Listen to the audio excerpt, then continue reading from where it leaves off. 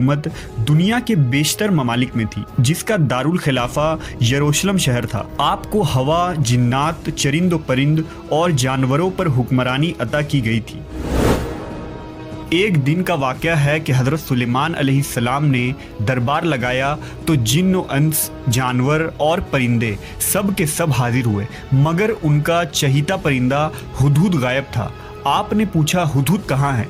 जब वो नज़र ना आया तो सुलेमान अलैहिस्सलाम ने फरमाया, अगर वो अपनी गैर हाज़िरी की कोई मुनासिब वजह पेश ना कर सका तो उसे ज़बह कर दिया जाएगा। Hello everyone, welcome to Indian reaction. आदाब, अस्सलाम वालेकुम। आज जिस वीडियो पर हम रिएक्ट करने वाले हैं उस वीडियो का टाइटल है हज़रत सुलेमान और बिल्किस बानो का वाक़या। इस वीडियो को तैयार किया है अंबर वॉइस और उनकी पूरी टीम ने। जैसा कि सुलेमान अलैहिस्सलाम एक नबी है, आज उन्हीं से जुड़ा हुआ ये वीडियो है। अगर आप इस चैनल पर नए हैं तो इस चैनल को सब्सक्राइब करें और इस वीडियो को लास्ट तक जरूर देखें। और अगर आपको यह वीडियो अच्छा लगता है तो इस वीडियो को एक लाइक जरूर कर दें। चलिए वीडियो शुरू करते हैं। आज से हज़ारों साल कबल जज़ीरा अरब के जुनूबी इलाकों में यमन के गिरदो नवाह में एक शहर आबाद था जिसे सबा कहते थे, और वहाँ आबाद लोगों को कौम सबा कहकर पुकारा जाता था। यहाँ के लोग निहायत ही नेमतों और राहतों में थे। हर तरफ लहलहाती फसलें और फल से लदे दरख्त मौजूद थे, मगर यह कौम शिर्क में मुब्तला थी और सूरज की पूजा किया करती थी। जब वहाँ के बादशाह शराजील बिन मालिक की मौत हुई तो उसकी बेटी बिल्किस ने हुकूमत की बागदौड़ संभाली। बाज़ मवर्रखीन ने लिखा है कि बिल्किस के वालिदैन में से एक जिन्नात में से थे, मगर इस नज़रिए की कोई वाज़ेह दलाइल नहीं मिलती। मलका बिल्किस एक काबिल औरत थी जिसने यमन पर 9 साल नहायत ही खूबसूरती से हुकूमत की। दुनिया के बेशतर इलाकों में जो तिजारत होती थी वो सबाइयों के हाथ में थी। यही वजह थी कि ये कौम नहायत ही दौलतमंद थी। मगर ये वो ज़माना था जब मशरिक से मगरिब तक एक अजीम मौहद बादशाह की ताकतवर हुकूमत और जाहो जलाल का डंका बजता था, जिसे तारीख में सुलेमान इब्न दाऊद के नाम से जाना जाता है। हज़रत सुलेमान अलैहिस्सलाम की हुकूमत दुनिया के बेशतर ममालिक में थी, जिसका दारुल खिलाफा यरूशलेम शहर था। आपको हवा, जिन्नात, चरिंद परिंद और जानवरों पर हुक्मरानी अता की गई थी। एक दिन का वाक़या है कि हज़रत सुलेमान अलैहिस्सलाम ने दरबार लगाया तो जिन्न व इंस, जानवर और परिंदे सब के सब हाजिर हुए, मगर उनका चहीता परिंदा हुदहुद गायब था। आपने पूछा, हुदहुद कहाँ है? जब वो नज़र ना आया तो सुलेमान अलैहिस्सलाम ने फरमाया, अगर वो अपनी गैर हाज़िरी की कोई मुनासिब वजह पेश ना कर सका तो उसे ज़बह कर दिया जाएगा। अभी ये गुफ्तगू हो रही थी कि हुदहुद हाजिर हो गया। पूछा गया, तुम कहाँ थे? हुदहुद ने बड़े एहतराम से जवाब दिया, ए अल्लाह के पैगंबर, मैं उड़ते उड़ते एक ऐसे मुल्क पहुँच गया जहाँ लोग शिर्क में मुब्तला देखे। वो आग और सूरज की पूजा करते हैं। उनकी एक रानी है जिसे वो बिल्किस के नाम से पुकारते हैं। वो एक बहुत बड़े तख्त पर बैठकर हुकूमत करती है।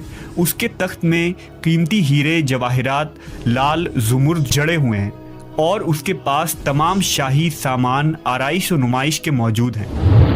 हज़रत सुलेमान अलैहिस्सलाम ने कहा, अगर तुम्हारी बात सच है तो मेरा ख़त उस मलका तक पहुंचाओ ताकि वो शिर्क से बाज आ जाए, और ख़त पहुंचाने के बाद वहां बैठकर सुनो कि वो क्या रद्द अमल इख्तियार करती है, और फिर आकर मुझे खबर देना। हज़रत सुलेमान अलैहिस्सलाम ने ख़त रवाना किया, जो कुछ यूँ था, शुरू अल्लाह के नाम से जो बड़ा मेहरबान और रहम फरमाने वाला है। ये इज़्ज़त वाला ख़त सुलेमान इब्न दाऊद की जानिब से मलका सबा बिल्किस की तरफ है। जो हिदायत की पैरवी करे उसके लिए सलामती है। मुझ पर गलबा की ख्वाहिश ना करो, मेरे मुकाबले में सरकशी इख्तियार ना करो, बल्कि फर्मा बरदार और मुती होकर मेरे पास आ जाओ। ये ख़त दरअसल मलका सबा और उसकी कौम की तरफ दावत इस्लाम थी। हुदहुद ने यह ख़त ले जाकर मलका बिल्किस की गोद में गिरा दिया। मलका के दरबार में उस वक्त 300 के करीब सरदार बैठे थे। उन्होंने जब ये ख़त पढ़ा तो तैश में आ गए और कहा कि ये हमारी तौहीन है, हमें इसका सख्त जवाब देना चाहिए।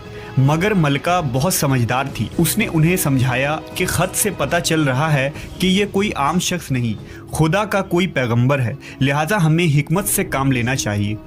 اس نے کہا کہ میں حضرت سلیمان علیہ السلام کی طرف ایک تحفہ بھیجتی ہوں، اگر انہوں نے قبول کر لیا تو وہ بادشاہ ہے، میں اس سے جنگ کروں گی، لیکن اگر انہوں نے تحفہ قبول نہ کیا تو میں اس کی پیروی کروں گی کیونکہ وہ نبی ہیں۔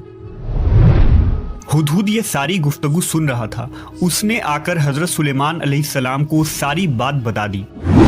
حضرت سلیمان علیہ السلام نے جنات کو حکم دیا کہ شہر میں داخل ہونے والے راستے پر سونے چاندی کی اینٹوں کا فرش بچھا دیا جائے، راستے کے دونوں جانب سونے کی عجیب الخلقت جانور کھڑے کر دیے جائیں، وزراء اور عمال سلطنت کی تمام کرسیوں کو سونے کا کر دیا جائے، دربار کو ہیرے جواہرات سے مزین کیا جائے۔ ادھر بلقیس نے حضرت سلیمان علیہ السلام کے لیے تحائف روانہ کیے جن میں سونے کی اینٹیں، جواہرات، غلام، کنیزیں اور ملکہ کا ایک خط بھی تھا۔ جب یہ تمام تحائف لے کر قاصد حضرت سلیمان علیہ السلام کے دربار میں پہنچے اور انہوں نے یہ سب دیکھا تو شرمندہ ہوئے۔ حضرت سلیمان علیہ السلام نے ملکہ کے قاصدوں سے کہا، کیا تم لوگ مال سے میری مدد کرنا چاہتے ہو؟ مگر دیکھ لو، جو کچھ اللہ نے مجھے دے رکھا ہے وہ اس سے بھی زیادہ ہے جو تمہیں دیا ہے، لہذا تمہارا تحفہ تمہیں مبارک ہو۔ اب تم اپنے تحائف کے ساتھ واپس جاؤ اور اپنی ملکہ سے کہنا کہ ہمارا انتظار کرے، ہم ایک زبردست لشکر لے کر آئیں گے۔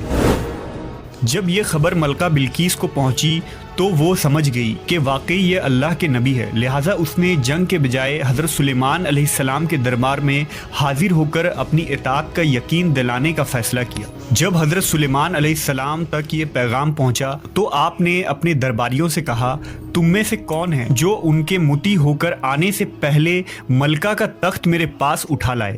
ایک دیو ہیکل جن نے کہا، آپ کے دربار کو برخاست کرنے سے پہلے میں اسے لا سکتا ہوں، میں اس کام کی پوری قوت رکھتا ہوں اور امانت دار بھی ہوں۔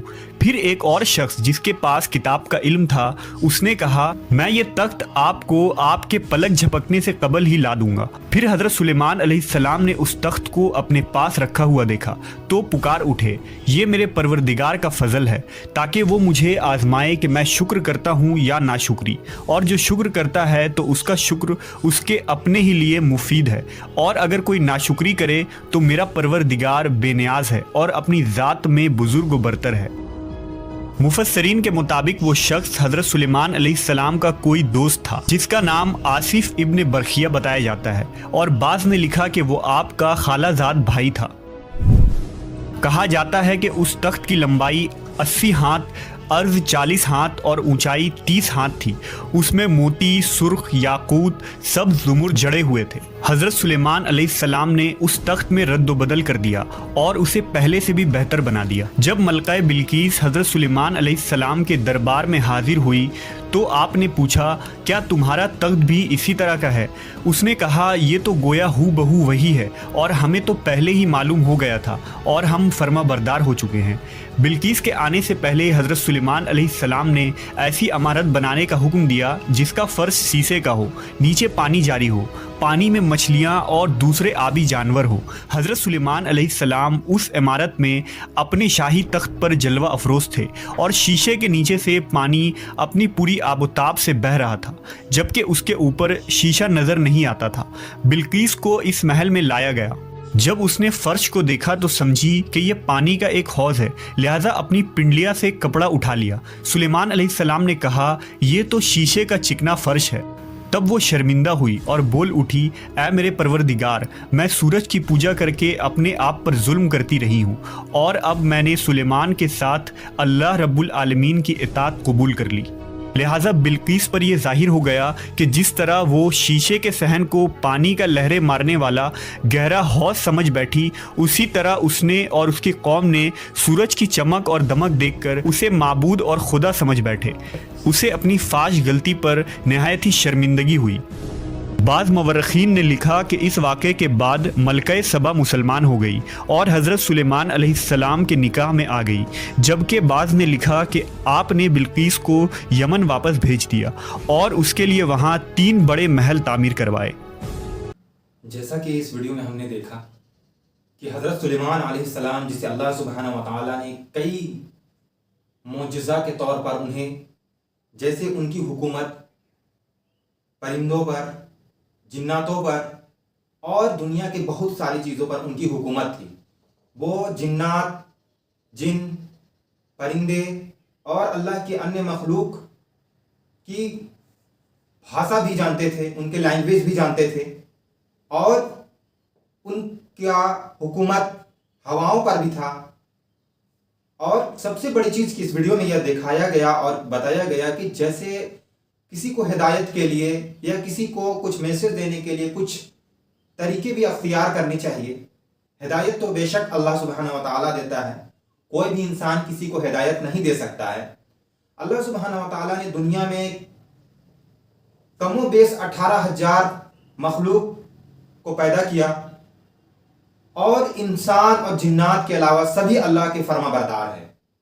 انسان اور جنات کو اللہ سبحانہ و تعالیٰ نے اپنی عبادت کے لیے پیدا کیا، اور اصل میں دنیا میں ان کے امتحان کی جگہ ہے، ان کی آزمائش کی جگہ ہے، کیونکہ جنت ایک مومن جو اللہ کے حکم اور حضور صلی اللہ علیہ وسلم کے طریقے کو جو مانے گا، اور اللہ سبحانہ و تعالیٰ جسے چاہے اسے جنت دے سکتے ہیں۔